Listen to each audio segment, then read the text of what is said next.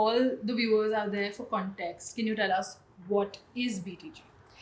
Okay, so BTG is a new age content studio that I am one of 3 co-founders of. I have 2 incredible partners, Alia and Danisha, and we started around 3 years ago. And you said like it was like a fly. I would say we were like a tiny blimp. We weren't even a fly. And obviously that snowballed into where we are today. So I'm sure somewhere it started like an idea for a production house. But to be honest, when you're 22, you don't think of a production house as your first step, right, in the industry. So how did it all begin for you? All 3 of you? it wasn't an idea for a production house Right. per se. We were in fact sitting on this couch. So I actually know Alia previously because we worked together at Condé Nast Video, Right. and that's how we started doing what we love. At that time, that was very different. Like it was still in the middle of long format, short format. It Yeah. wasn't technically what we're doing today.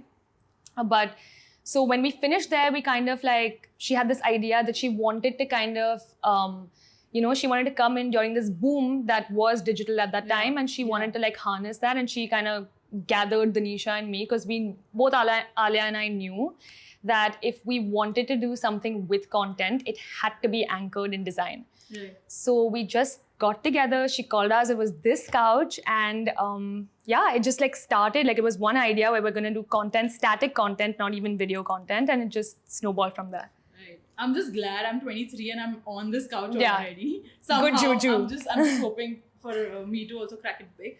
But obviously, I mean, Alia was thinking way out of her vision. You know, she was somewhere futuristic in terms of video format also. Like, but there has to be some reference. If I tell you today about a concept, for you to obviously have full conviction into Right. it, you should have a reference. Obviously, Alia. Being one of the big reasons for the conviction, what was the reference or what was like idealistic at that point for you all to become? It's so funny though because Danisha's sitting right there, so I keep like thinking like she's gonna know what I'm about to say. So there was no real reference point. Even for people who use us as a reference point today, I say it's super redundant because what we started even earlier this year in Jan, we're a completely different company now because storytelling and content is ever changing. What we shoot changes week to week, and even now that we're getting into long format, even that is such a different beast altogether. So what we were doing 3 years ago is so different than what we're doing now. And when we started, it was literally that there were like media giants and huge advertising agencies doing what we wanted to do, as well as individuals. So we found ourselves in a happy medium and just honestly started just saying yes to everything. Right. Not that, okay, this company did this, so we also have to run behind this client. It just became like, say yes to everything, do as much as we can. We still kind of do that. So No, exactly why I asked you, because I mean, storytelling as a concept has changed over the years so much, like from the time you all began till now. So my point here also was this, that you all didn't start with a reference point and now it's heading towards whatever comes your way. So like this, has your role in BTG at BTG changed over the time? Like what did you start as and how have you trained yourself? For just context and for viewers to know what BTG is now, also to know what you do and what your role or contribution is at BTG is it's something what we so funny because it's actually really funny because I come from a traditional advertising background. Yeah. So just general like dinner table conversation in my house was about business, about expansion, about finance, about real estate. Like that was just normal dinner table talk. I always found myself like shying away from that because I was like, I just don't want to do all of this. Like that, I want to do something creative. When we started BTG, I realized that you have to do anything and everything your company requires. Yeah. So I found myself, shockingly enough, while obviously doing the creative and being a creative producer and like producing things, being attracted towards the legitimizing of our company. Right. Whether it was contracts, finances, GST, Oh my TDS, God. bank account. So when people ask me this question, what is it that you do for BTG? I always say like, 3 of us pretty much do anything and everything BTG needs. I remember at a time when Danisha was on set and we just needed someone to spritz this model's body. Yeah. Like she's the producer, Right. okay? And she is the co-founder and she was just spritzing and that's what she needed to do when she did. So my contribution is like whatever BTG requires I give, but I think I like achieved like a happy marriage between like the business and the creative side of BTG. So how has storytelling amalgamated between all of these things? How do you put yourself as a storyteller at BTG, and what does a production house mean when they say that, you know, that's our storyteller? How does that work? So, you know, I find myself even like pitching for ideas or to clients now that we have that, now that we can, you know, now that we have that happy freedom of like kind of going gung-ho and pitching to clients. I find myself always since the time we started, like all three of us, we pitch what we would want to watch. Right. So you would never see us producing something that's wildly out of our comfort zone in terms of, it's not like we want to go and suddenly start doing like really serious stuff. It's not like we wouldn't, but we have to just believe in it. Yeah. So as a storyteller, I, like you said, it's ever changing, but what I try to keep constant, and my contribution, I think, to this, to BTG, is that I just try to do stuff creatively that I would watch myself. Right. So even this podcast, like when we talk about it later, I'm going to be like, am I going to sit and watch this? Am I going to get through all the minutes of it? Then it's cool. It's worth it, right. So we do that with all our videos, all our content, all our scripts, all our pitches. So I think, I don't know if that's my contribution as a storyteller, but I think that's what I like to do within the company. But also work leads to work, right? Yeah. So when we talk about, if we've seen your creative work, that's when also they come with the freedom of like, you know, let's go to BTG, they'll have some plan for it. Yeah. Right? That also happens over the period of time when you're creatively, you're creative consistently with other brands. And that's when brands also approach saying that, okay, you know, they are doing pretty crazy stuff with these brands and we should ask them, what can we do?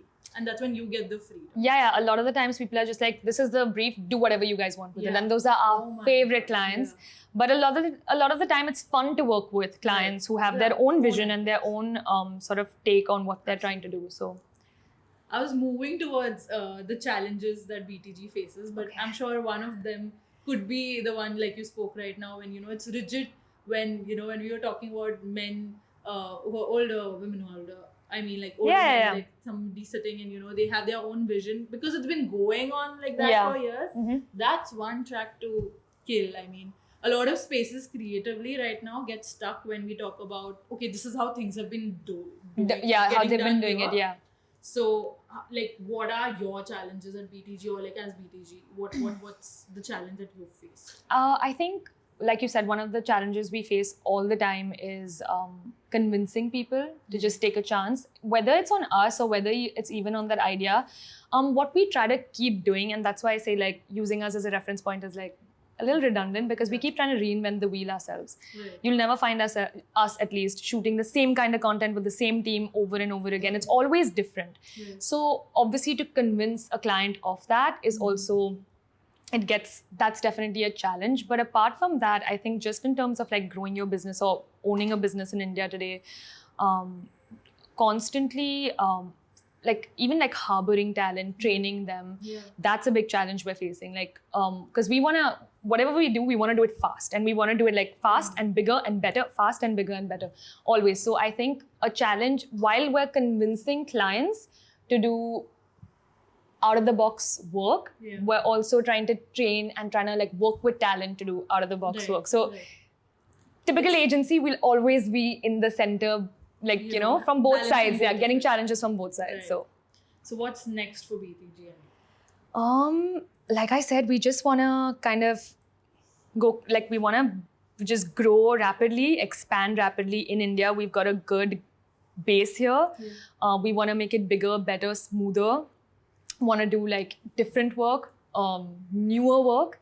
And of course, we're trying to set up base globally as well. We already have like a few bases abroad, but what we're trying to do is grow rapidly and grow in multiple places. Okay, that's what we're trying to do. As a creative in another field, just like one tip that you can give, or something that you've you know, often thought about when you look back the journey of BTG. What do you think really worked for us? Like that one thing that you think about, okay, over the years you just sit and ponder and you realize that, oh yeah, you know, that one twist that we took, that road that we paved the way for, and that's what changed the whole dynamic. You know, it's so funny because I think the only thing that worked for us is the three of us. Does that make sense? Like, yeah, it does. there's 3 of us coming together because we'll have one person that'll be like, we have to do everything and we have to do it big. Then we'll have one person being like, hey, reality is a thing and we have to be within the norms of reality. You can't like have a drone flying around and like, you know, all these things. And then you have one person that is just visually like, and design wise, like combining everything and making sense of what these 2 other individuals are trying to do. But apart from that, it's just that I think each of us fill in where the other person kind of lets like the gaps. Yeah, the gaps. And we just say, I think the thing that worked for us, and I would say this to any creative, is you have to say yes to everything. You have to, we have done shows for a college fest, you know? Like we've had Alia host and we've had Danisha and I like running around. Yeah, we've done all of it. So you just have to say yes and you just have to do it. And at the end of the day, yes, because this podcast. So I'm like, you have to. I just got a yes. Even with you, I was like, I'm just gonna say yes and I'm just gonna do it. You know. So that was fun. But can I give another advice to like all creatives out there? And this is, I truly believe this can be on my like gravestone. Please, please, please educate yourselves about the workings of like how you should cost yourself, how you should present yourself, and most importantly, just like taxation within the country you're working in. You have to know these things. Like I find myself explaining basics to like seasoned creatives, you know. You have to know these things and you must. I think this tip summarizes your place at Literally. Yeah, I just realized now what you do there. Literally.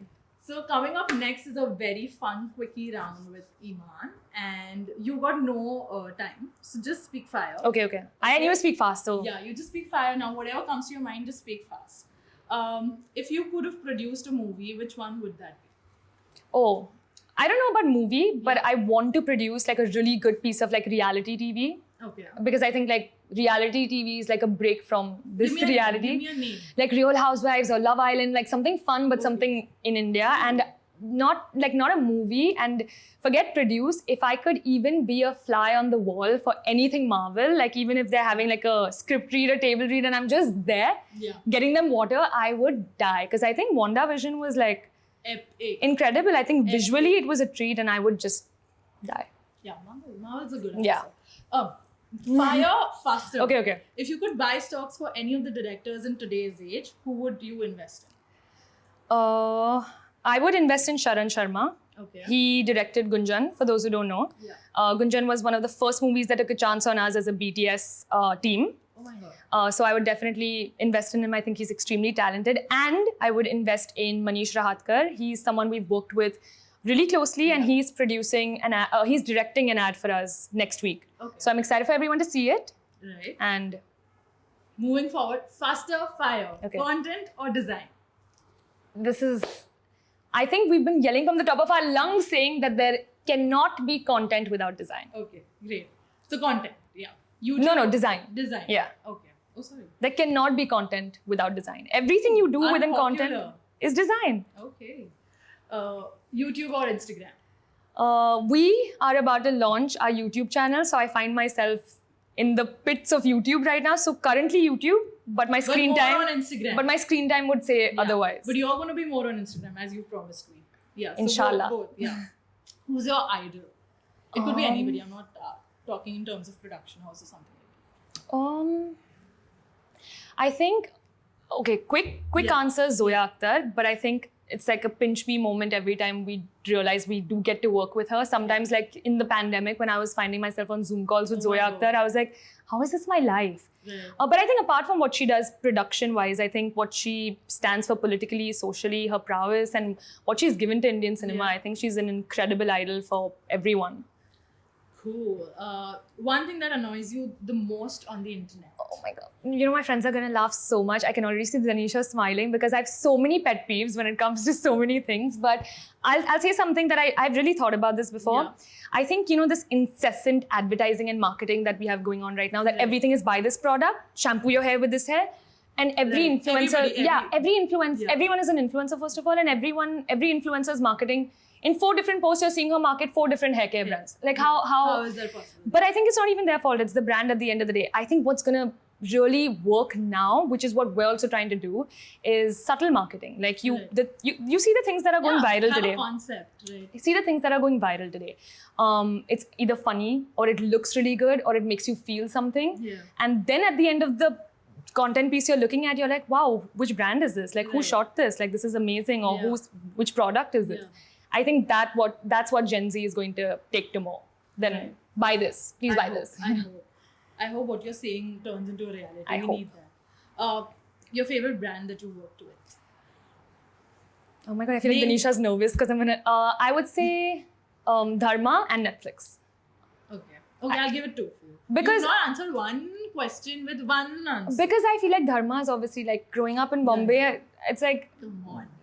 Do I get to be a part of this? Do I get to read the script right now? This is insane. And Netflix, I think they're incredible people to work with. I think Netflix India has fully changed the game for content and content studios in India. Right. Professionally, if you were not doing what you're doing right now, what would you be?